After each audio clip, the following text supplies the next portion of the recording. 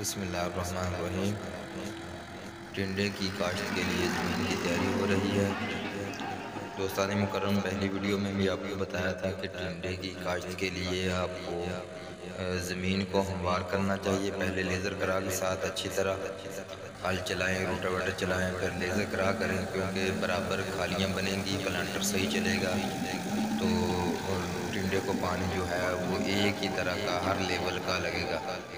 جس طرح کا جدھر سے آپ لگائیں گے ادھر بھی پانی ویسا ہی ہوگا، اور جہاں آخری کھیل ہوگی آپ کی اور وہاں بھی پانی ٹنڈے کی بیل کو ایک ہی جیسا ہی لگے گا۔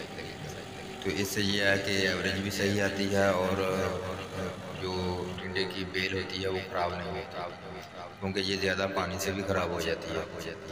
تو آپ کو پچھلی ویڈیو میں بتایا تھا ٹنڈے کے بیج کے بارے میں، دوست احباب بہت زیادہ فون کر رہے ہیں، لیکن اس بار تو تقریباً سارا جو ہے وہ ہم نے بیچ دیا ہے، ہمارے پاس بالکل نہیں ہے، ختم ہو چکا ہے۔ کچھ دوستوں نے ابھی آرڈر کیا ہے جو ہم بازار سے انڈیا کا جو ہے وہ بیج لا کر لوگوں کو دے رہے ہیں۔